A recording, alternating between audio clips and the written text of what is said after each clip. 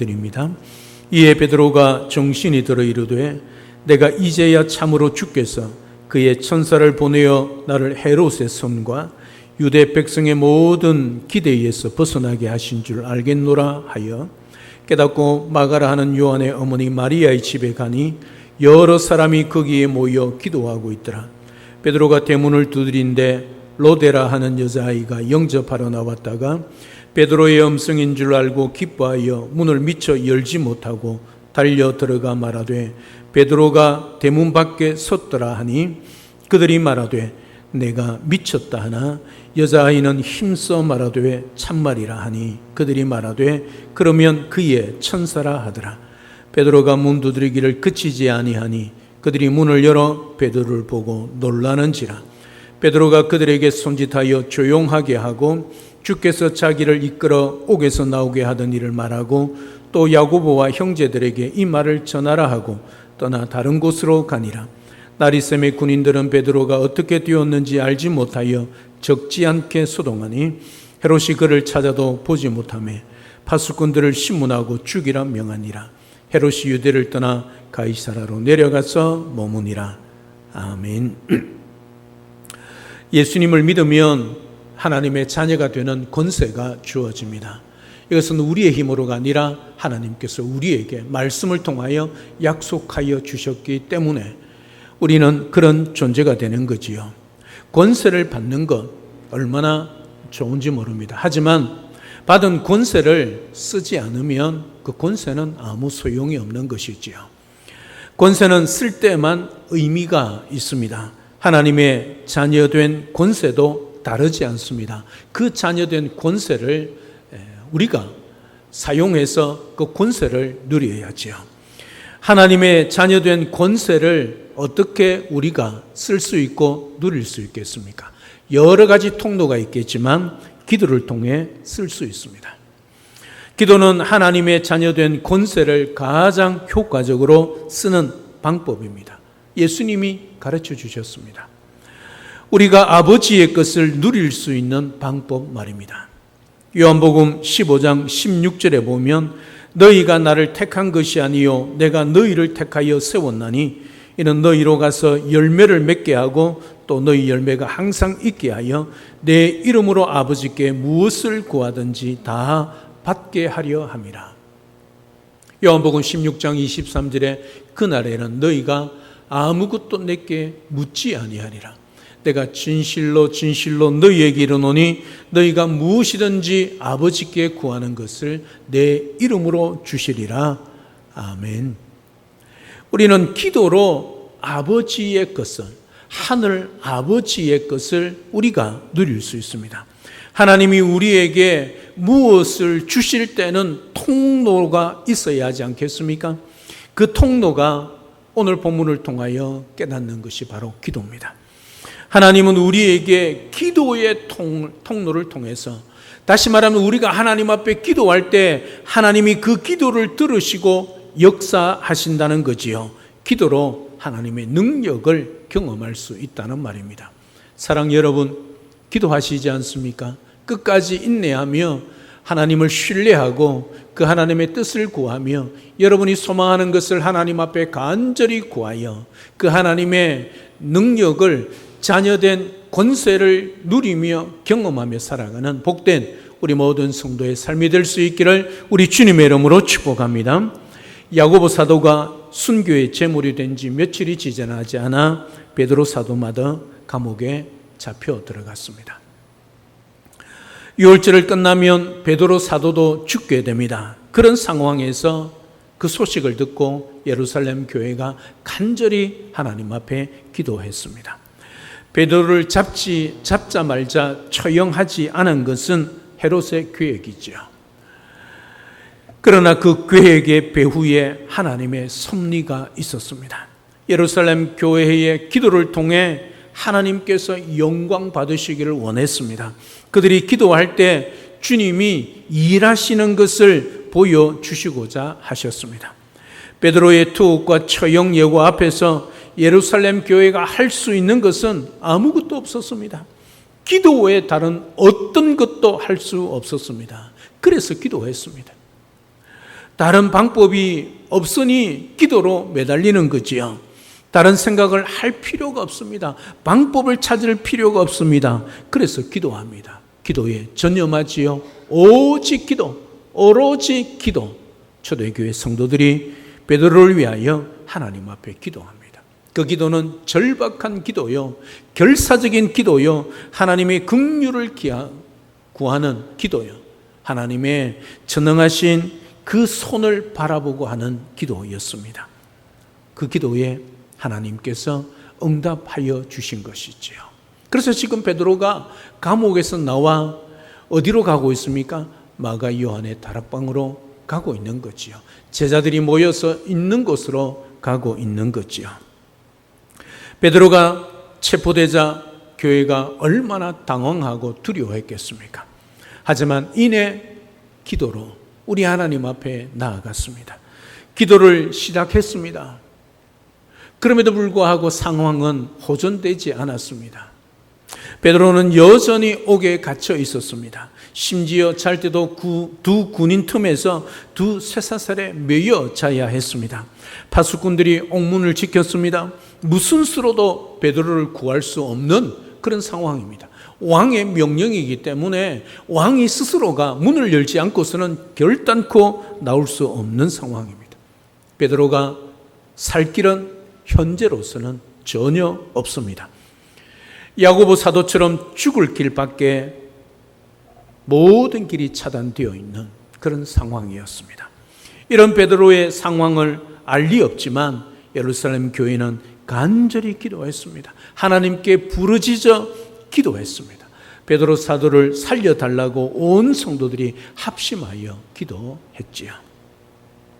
그랬더니 하나님께서 그 기도 배후에 일하셨다는 것. 우리 지난주에 베드로를 감옥에서 추록시키는 천사의 모습을 통하여 하나님의 응답을 살펴보지 않았습니까?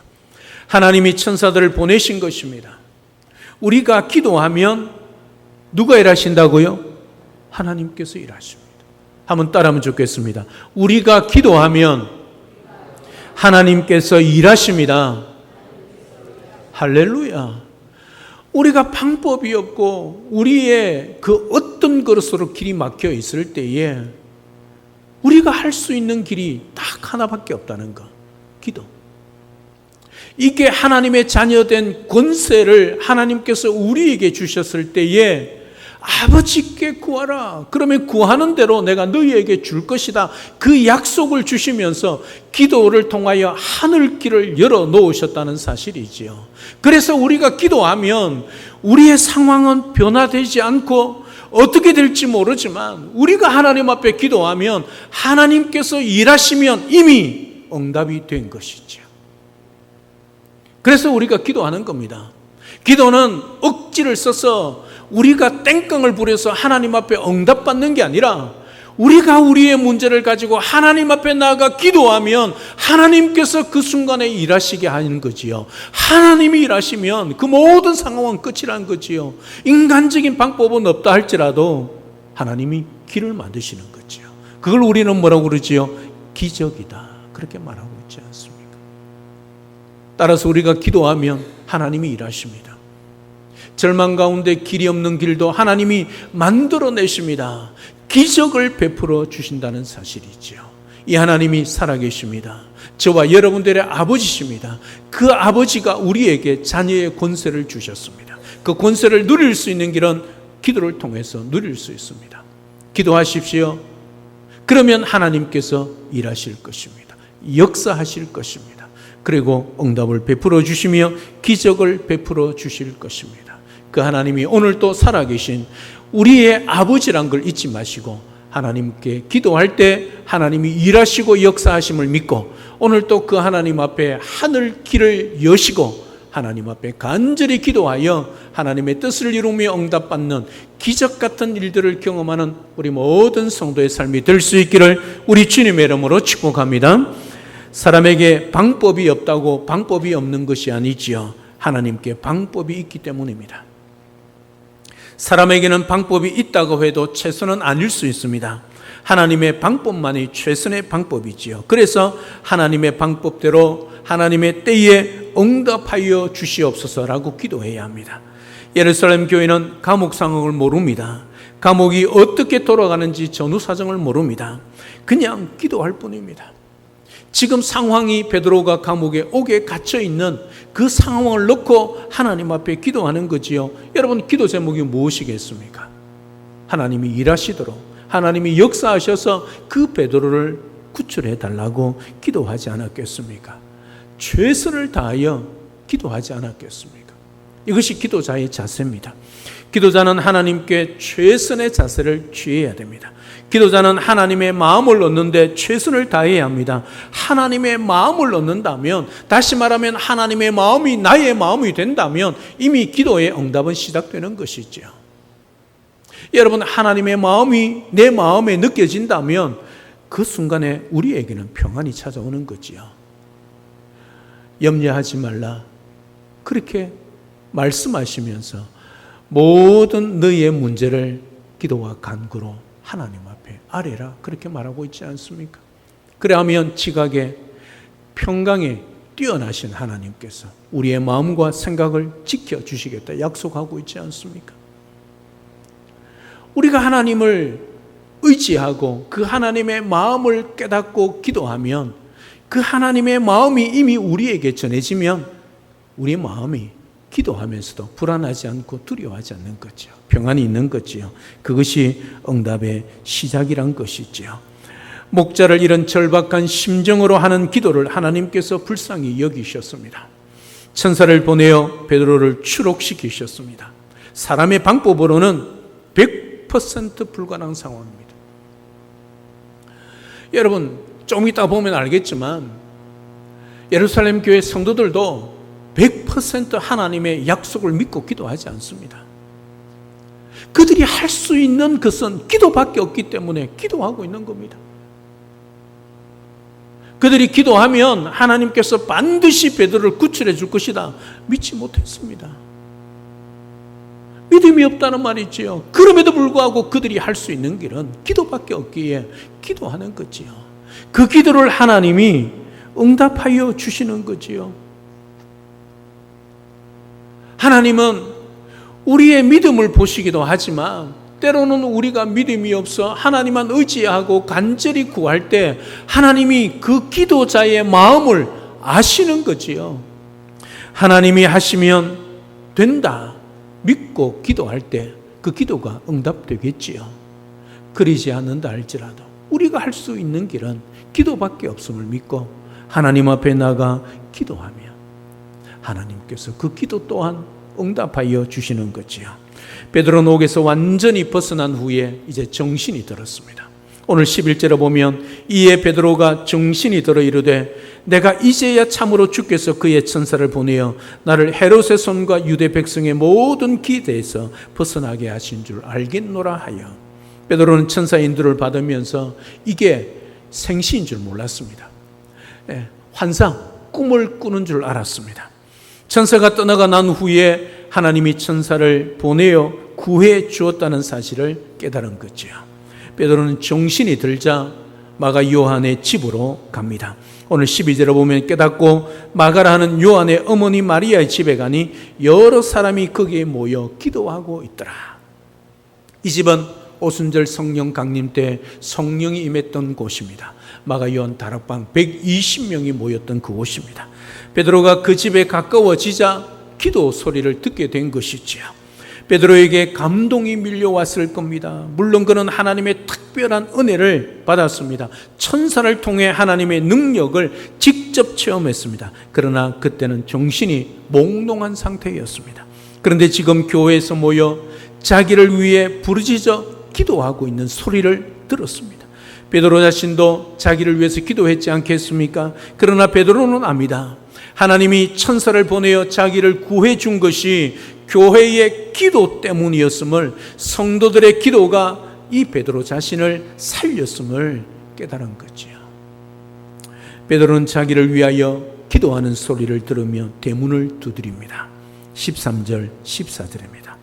베드로가 대문을 두드린데 로데라 하는 여자아이가 영접하러 나왔다가 베드로의 음성인 줄 알고 기뻐하여 문을 미처 열지 못하고 달려 들어가 말하되 베드로가 대문 밖에 섰더라 하니. 문을 두드린데 종 여자아이 로데가 문을 열러 나왔습니다. 그 순간에 베드로란 것을 깨달았습니다. 얼마나 기뻤던지 문을 열어줘야 되는데 문을 열어주지 않고 달려 들어가 기도하는 사도들에게, 제자들에게 베드로 사도님이 밖에 오셨습니다 라고 외쳤습니다. 이 얼마나 듣고 싶었던 말입니까?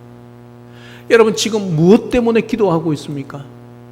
이들이 마가 요한의 다락방에 모여 무슨 기도 제목으로 기도하고 있습니까? 베드로를 구출해 달라고요.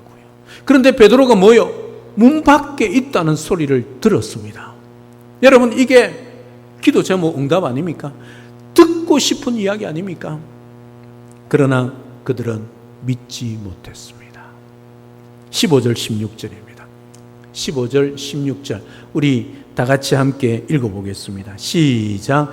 그들이 말하되 내가 미쳤다 하나 여자아이는 힘써 말하되 참말이라 하니 그들이 말하되 그러면 그의 천사라 하더라. 베드로가 문 두드리기를 그치지 아니하니 그들이 문을 열어 베드로를 보고 놀라는지라. 할렐루야. 여러분 보십시오. 너 미쳤다. 우리 이렇게 간절히 베드로를 위해서 기도하는데 네가 잘못 들었다는 거죠. 너 미쳤다. 여러분, 이게 기도하는 사람의 입에서 나올 말이겠습니까? 베드로 사도리 왔다 하면 뛰쳐나가면 되지. 너 미쳤다. 아니다. 진짜 베드로 사도님 밖에 오셨습니다. 그러니까 뭐지요? 그의 천사다. 여러분, 지금 초대교회 성도들이 기도하면서도 하나님의 능력을 믿지 못하고 있는 거예요. 여러분, 생각을 해보십시오. 이런 기도에 무슨 응답이 있겠습니까? 그럼에도 불구하고 그들이 할 수 있는 길은 기도밖에 없다는 것. 그래서 그들이 기도할 때 하나님은 그 순간에 역사하셨다는 사실을 오늘 보여주고 있지 않습니까? 여러분, 일부러 믿지 않으려고 한 건 아닙니다. 믿기지가 않았다는 거지요. 그들도 천사를 알았습니다. 하나님께서 천사를 통해 일하신다는 것을 알았지요. 그러나 믿지는 못했습니다. 자기들의 기도에 그런 일이 일어난다는 것을 믿지 못했습니다. 두 눈으로 직접 보고서야 믿었다는 말이지요. 여기서 하나님의 긍휼을 볼 수 있습니다. 성도들의 믿음은 변변치 않습니다. 기도하면 하나님께서 베드로 사도를 틀림없이 살려주시고 구출해서 그 감옥에서 나오게 해줄 것입니다. 믿습니다. 아멘. 이렇게 믿음으로 기도한 것이 아니란 사실이지. 그 상황을 오늘 보여주고 있지 않습니까? 믿음이 없었습니다. 그런데도 베드로를 헤롯의 손에서 구해내셨습니다. 하나님께서 성도들이 베드로를 위하여 진실한 마음으로 순수하게 합심하여 기도하는 것을 보시고 역사하신 거지요. 잘하는 기도가 필요치 않습니다. 미사어구의 기도가 필요치 않습니다. 진실한 기도, 그야 순수한 기도, 간절한 기도, 합심 기도가 필요할 따름이죠. 믿음이 없으니 믿음을 달라고 기도하면 됩니다. 믿음도 없으면서 믿음 있는 채 하지 마십시오. 믿음이 약하면서 믿음이 강한 채 하지 마시기를 바랍니다. 하나님은 진실한 기도를 원하십니다. 바리새인 기도와 죄인의 기도를 여러분 잘 알고 있지 않습니까? 나는 죄인입니다. 고개를 들 수 없는, 그래서 하나님 앞에 엎드려 눈물 흘릴 수밖에 없는 그 진실한 기도, 우리 주님은 그 중심을 보시는 것이죠. 베드로가 받은 은혜 이제 그들에게 간증합니다. 17절에 보면 베드로가 그들에게 손짓하여 조용하게 하고 주께서 자기를 이끌어 옥에서 나오게 하던 일을 말하고 또 야고보와 형제들에게 이 말을 전하라 하고 떠나 다른 곳으로 가니라. 여기서 야고보는 순교당한 야고보 사도가 아니라 예수님의 동생 야고보입니다. 그 당시에 베드로와 함께 예루살렘 초대교회 공동체의 두 리더였습니다. 베드로의 간증을 들은 초대교회 성도들은 큰 위로를 받았습니다. 우리가 기도하면 하나님이 일하시고 역사하시고 응답하신다는 것을 확신했습니다. 천사를 통해 일하시는 그 장면, 베드로가 간증할 때 너무나 생생하여 마치 자신들이 그 현장에 있는 것 같았습니다. 기도 응답을 받았으면 이제 하나님께 영광을 돌려야지요. 간증은 하나님께 영광을 돌리는 가장 좋은 방법입니다. 주께서 자기를 이끌어 옥에서 나오게 하던 일을 말하고, 이게 베드로의 간증입니다. 내가 간절히 기도했고 내가 하나님 앞에 그렇게 소망하며 내 가슴 속에 사명을 품고 있으니 하나님이 구해 주셨다, 그렇게 말하고 있지 않습니다. 하나님이 하셨다. 하나님이 나를 구해내셨다. 주께서 자기를 이끌어 옥에서 나오게 하던 일을 말했다. 이게 베드로의 간증입니다. 하나님께서 자기에게 하신 일과 역사를 말하는 것이 간증이지요. 간증의 주인이 내가 되어서는 아니 됩니다. 내가 아니라 하나님이 하셨다는 거지요. 가끔 보면 간증을 한답시고 자기 자랑을 하는 사람이 얼마나 많습니까? 나를 통해 일하신 하나님의 그 능력을 자랑해야지요. 간증을 끝낸 베드로는 서둘러 자리를 떠납니다. 날이 새자마자 군인들이 들이닥칠 것을 알고 자리를 피한 것이지요. 하나님이 베드로를 옥에서 꺼내셨습니다. 천사를 동원해서 극적으로 구해내셨습니다. 왜 하나님이 직접 개입하셨겠습니까? 물론 초대교회 성도들의 기도를 들으셨겠지요. 또 하나는 아직 베드로에게 남은 사명이 있기 때문입니다. 그러면 사도 야고보는 사명이 다했다는 것이지요. 그래서 사도 야고보는 순교를 당하고 베드로는 구출을 당했다는 사실이죠. 베드로는 쇠사슬에 묶여 있어서 어떻게 할 수 없고 한 성도들도 어떻게 할 수 없었습니다. 그래서 하나님이 직접 개입할 수밖에 없었지요. 베드로 옥에 나온 후에는 문제가 다르지요. 이제 베드로 스스로 판단할 수 있고 행동할 수 있습니다. 베드로가 성도들과 함께 있으면 또 잡혀갑니다. 그러면 하나님이 옥에서 건져내 주신 것이 의미가 없지요. 그것을 안 베드로는 잠시 피합니다. 하나님 앞에 남은 사명이 있다는 것을 깨달은 거지요. 하나님께서 하실 일이 있고 내가 할 일이 있다는 것을 깨닫습니다.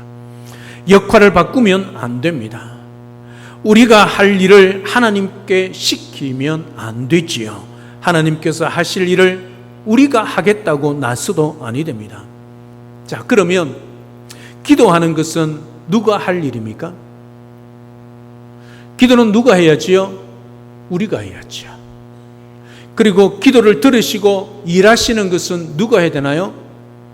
하나님께서 하시는 거지요. 기도 응답을 받고 영광을 돌리는 것은 누가 할 일입니까?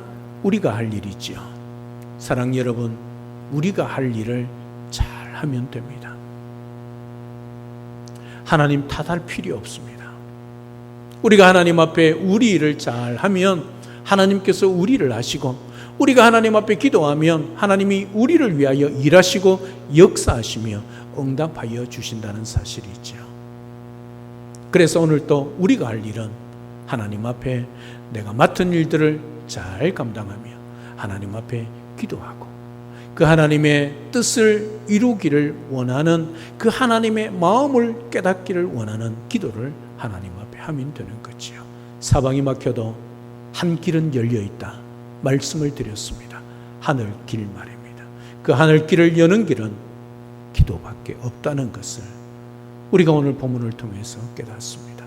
사랑 여러분, 우리가 할 일을 잘하면 하나님께서 우리 일을 하신다는 것 기억하시고, 그 믿음으로 오늘도 우리가 할 일을 하나님께 맡기지 않고 하나님의 하실 일을 우리가 침범하지 않고 우리의 할 일을 잘 감당하여 하나님이 역사하시고 하나님의 뜻을 이루며 또 하나님께 영광을 올려드리며 살아가는 우리 모든 성도의 삶이 될 수 있기를 우리 주님의 이름으로 축복합니다. 이제 날이 밝았습니다.